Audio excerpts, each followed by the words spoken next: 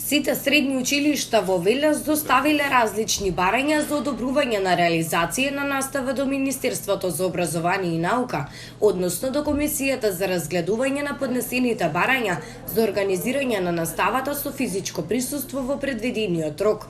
Средното училиште Јовче Тесличков од Велес достави барање до МОН за онлайн настава, додека практичната настава и проверката на знаењето на учениците ќе се одвива со физичко присуство. Средното стручно училиште Коле Неделковски достави барање за реализација на наставата преку модел на комбинирана настава. Ово училиште ќе применува настава со учење од далечина за општообразовните предмети и теоретско-стручните предмети, додека ќе применува настава со физичко присуство за учениците на часовите по практична настава и вежбите кои што ќе се реализираат во самото училиште. Додека пак гимназијата Кочо Рацин од Велес достави барање за реализација на онлайн настава, со тоа што наставниците ќе изведуваат настава од училиштето.